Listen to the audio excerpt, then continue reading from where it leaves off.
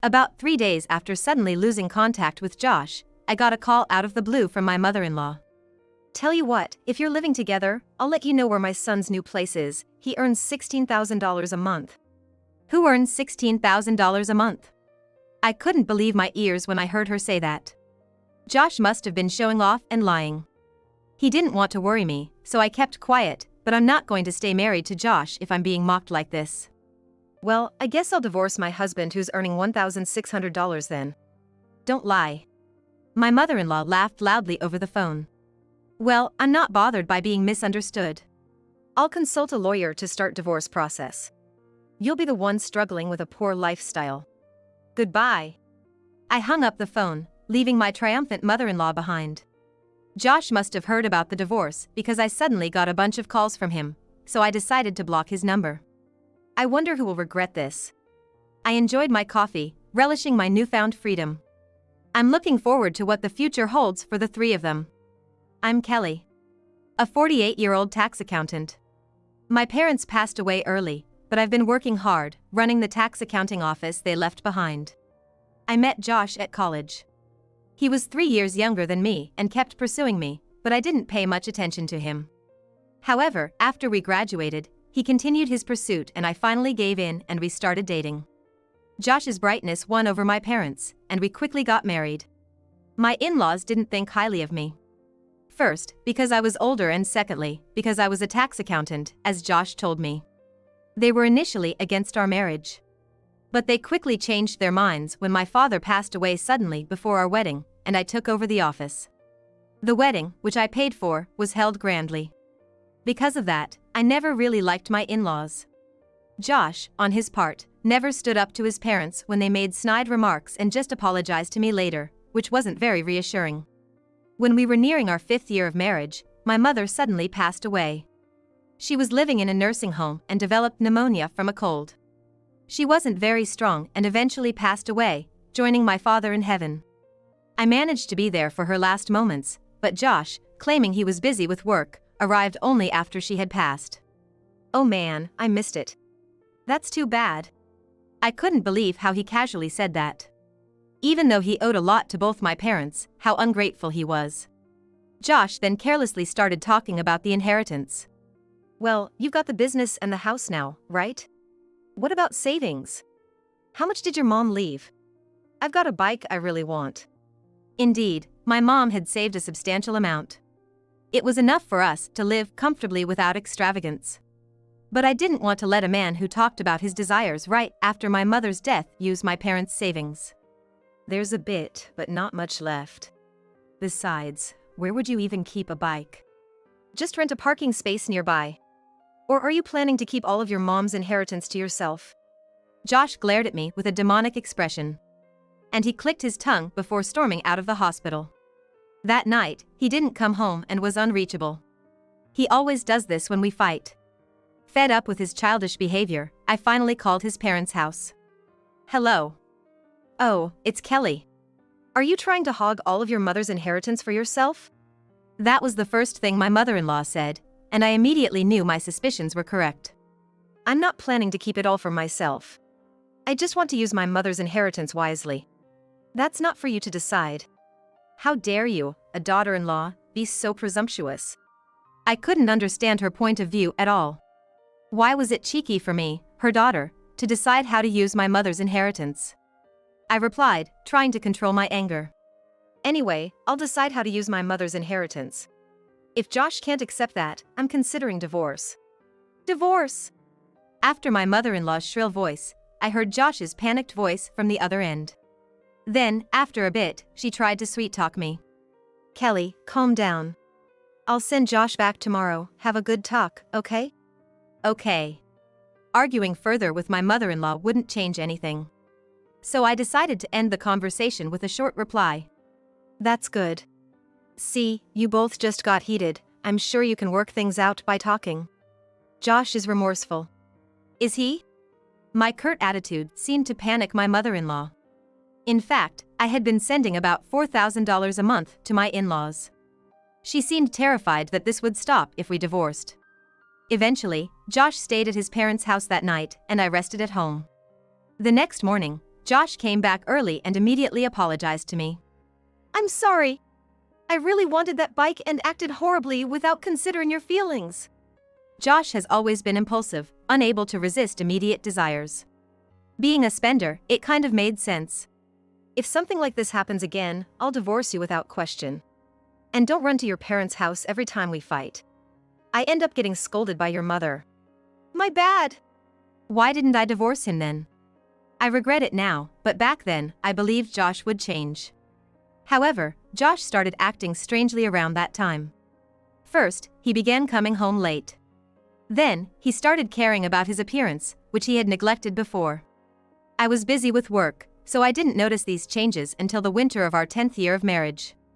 I quit my job. What? What do you mean? The rare time we sat across each other at the dinner table, Josh casually mentioned this while having his soup. I almost dropped my bowl in shock. Well, you're making good money, right? You've even been on TV lately. So, I don't need to work anymore. That's ridiculous. Things are good now, but who knows about the future? Josh looked annoyed at my words. But he quickly smirked and pointed at me. A tax accountant can find work anywhere, right? I want a job where I'm needed more. So I'm gonna find myself, you know? I was speechless. I hadn't touched my mother's inheritance. It was still there. Honestly, even if I struggled now, I'd be secure until retirement. But I never expected Josh to quit his job. I hadn't even told him how much my mother's inheritance was. He was completely relying on my income. Marriage is about helping each other in tough times. But I had never heard of Josh struggling at work. Currently, I do all the housework, and we split living expenses evenly, with me bearing a larger burden. Now he wants me to support him and do all the housework? That's ridiculous. The thought of divorce strongly crossed my mind. What about living expenses? Well, I'll do some part-time work. As long as you contribute the same amount as before. Huh? That's impossible. I'll only bring in $1,000. Josh's words gave me a headache. We both contributed $2,000 each month. The idea that he'd suddenly contribute only half was absurd. What was Josh thinking? All right, that's that. I've got plans with friends. Hey, wait a minute. Josh abruptly ended the conversation and left to hang out.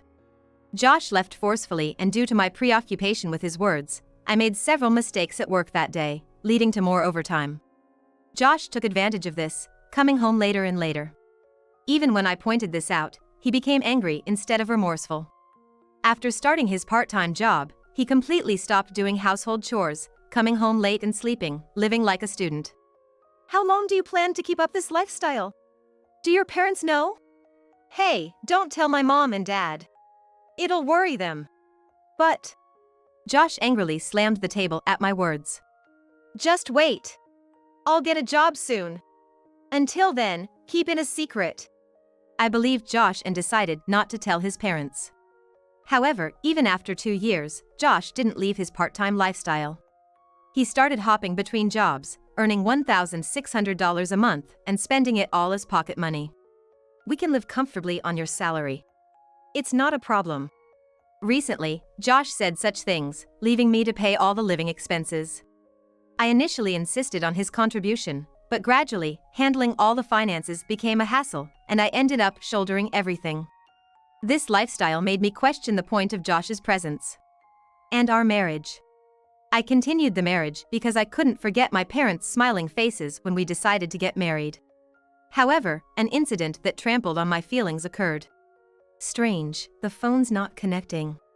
One day, when Josh didn't come home after his shift, I called him. But he didn't answer. Maybe he was at his parents' or out drinking. Well, he'll probably be back tomorrow.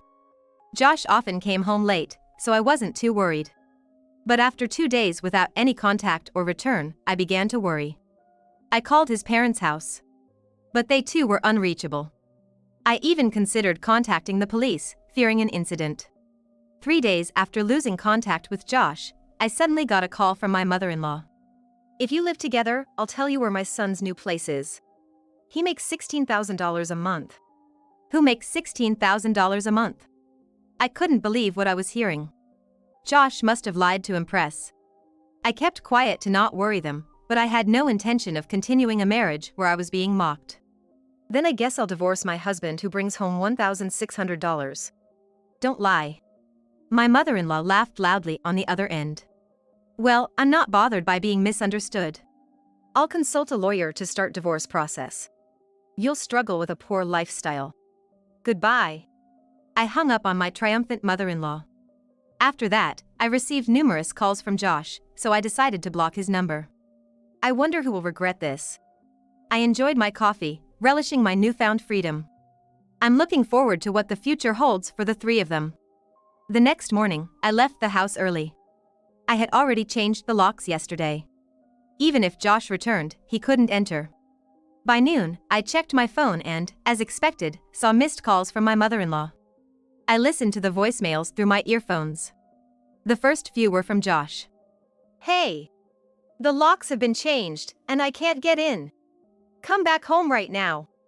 Gradually, the messages changed to a softer tone, begging me not to divorce and to come back. I saved all these messages and booked a room at a nearby hotel. After work, I moved to the hotel and messaged my mother-in-law. The divorce process has already started. That's my family home, so Josh, now a stranger, can't enter. His belongings are already shipped. I ignored the multiple calls that followed, assuming it was Josh. Then came a message. Divorce isn't good. We are tied by the thread of fate. Take my hand again, there's still time. I almost spat out my coffee at the creepiness of that message. I never thought Josh was a man of letters, but I didn't expect him to be this disastrously bad. Holding back laughter, I replied to Josh.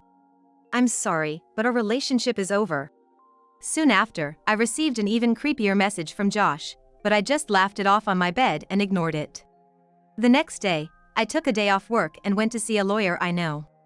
It was a friend from my college days who was familiar with Josh. He readily agreed to take on my case after I explained the situation.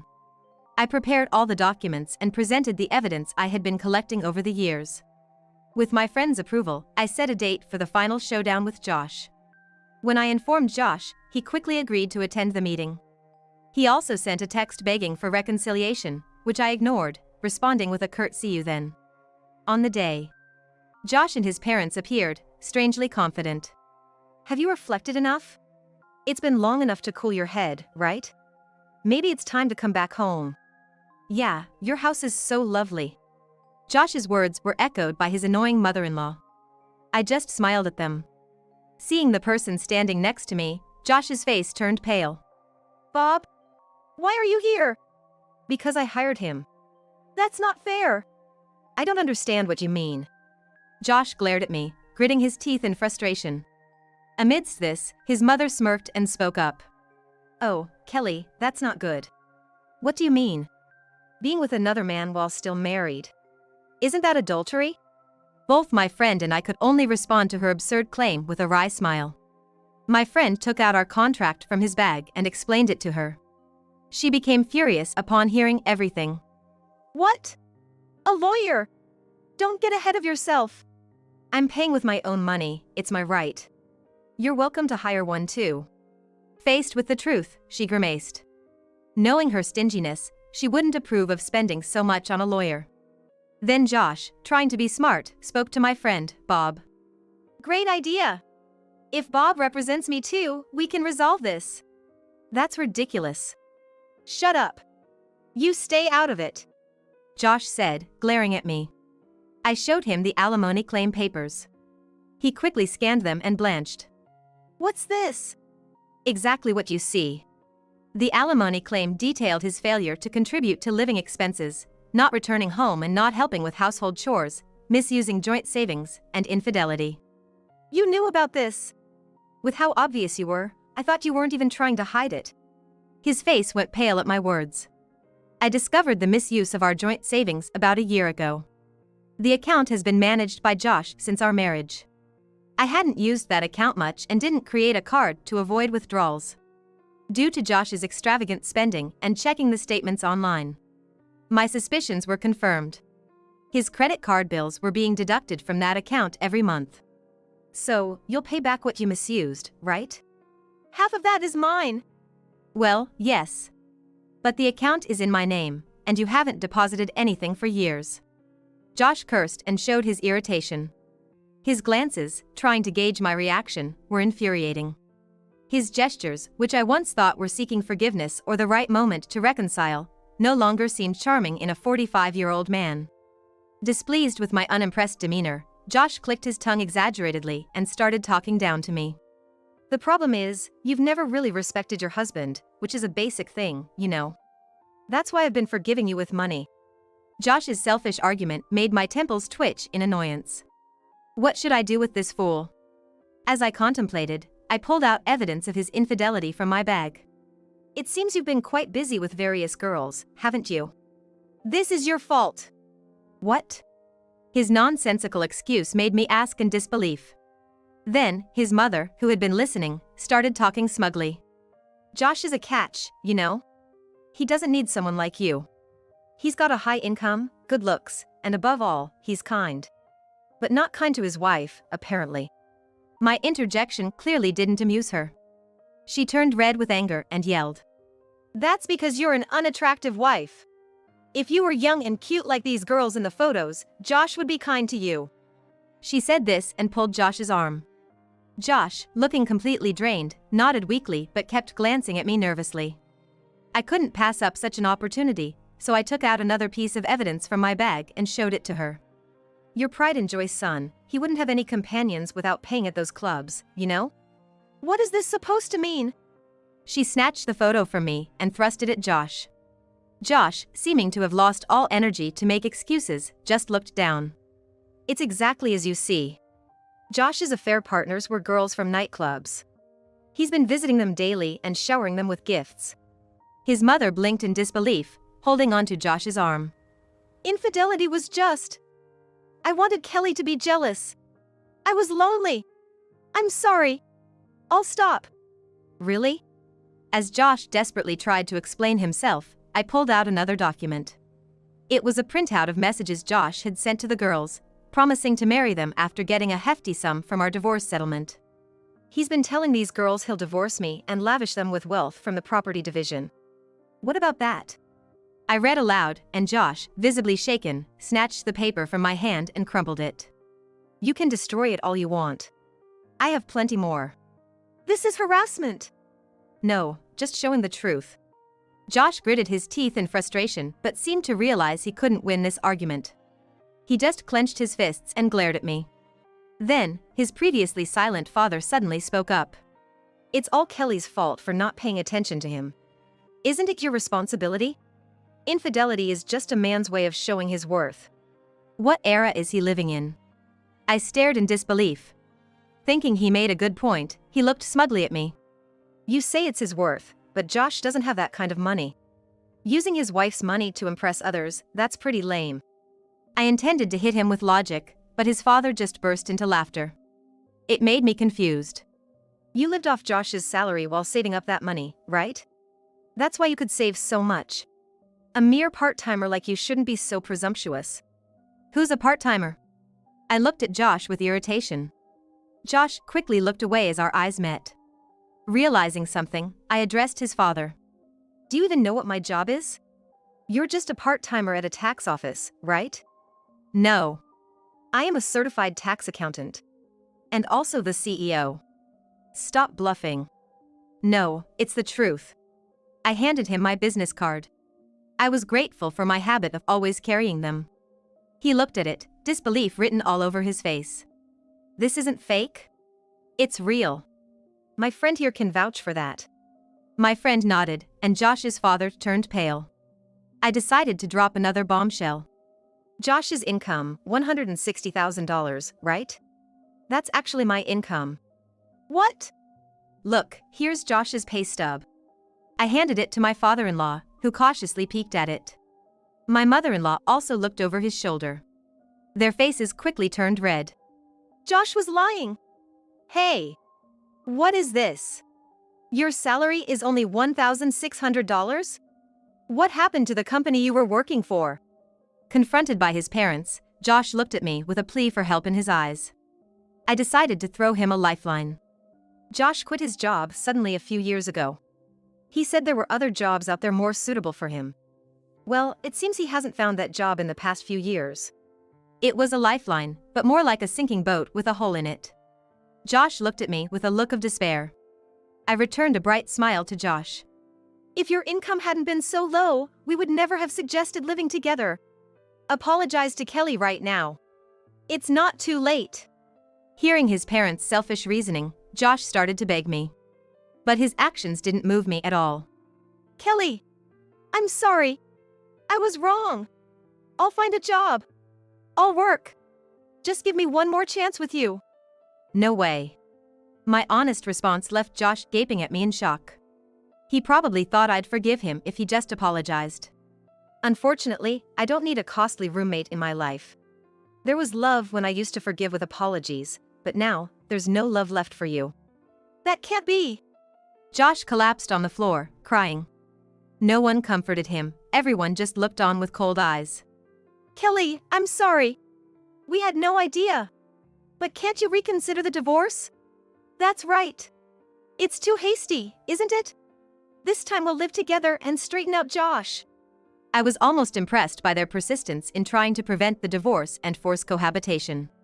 Why should I forgive Josh and live with you? Faced with my straightforward question, his parents scrambled for an answer. Well, you don't have parents anymore, right?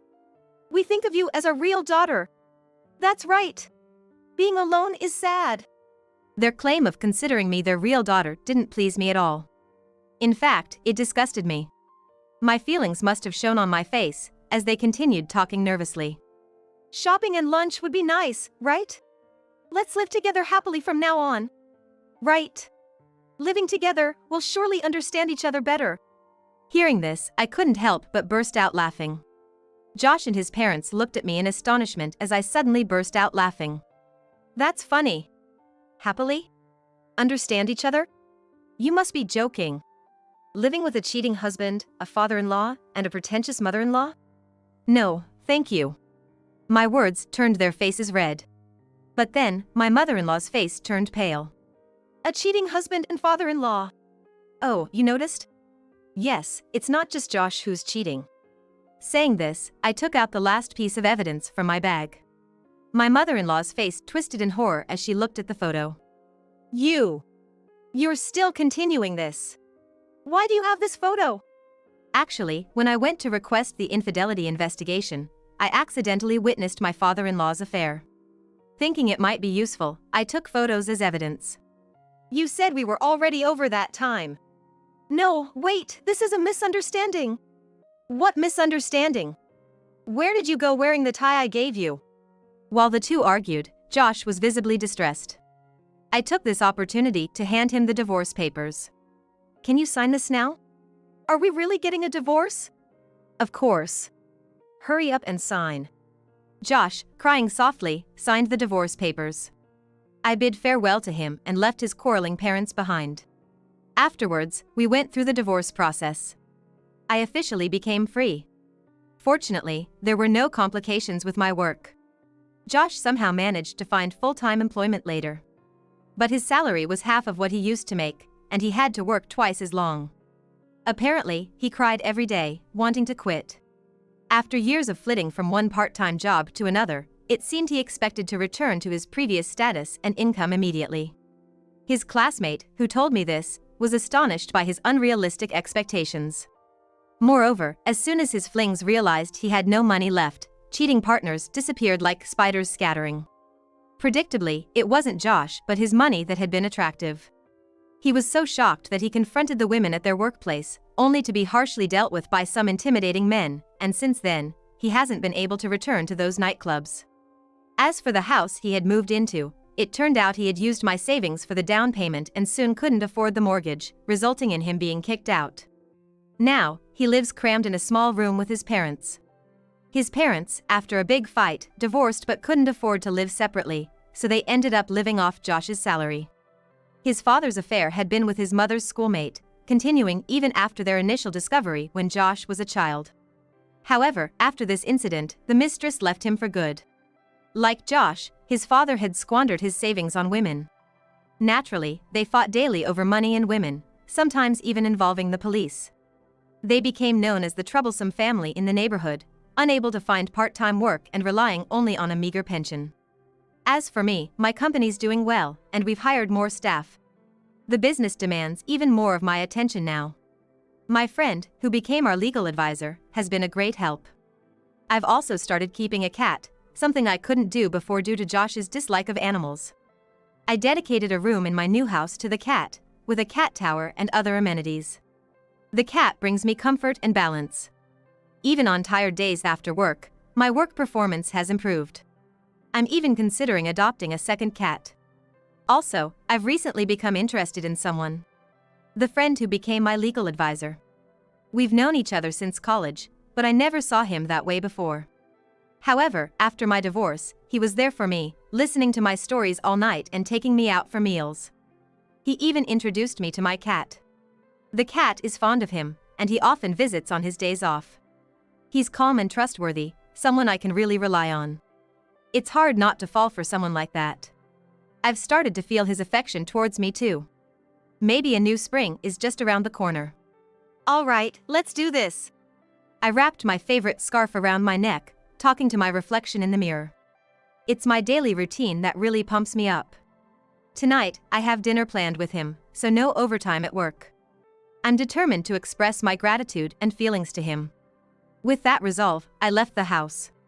The sky is so blue. I hope my life will be as bright and beautiful as this sky from now on. With these thoughts, I head to work today.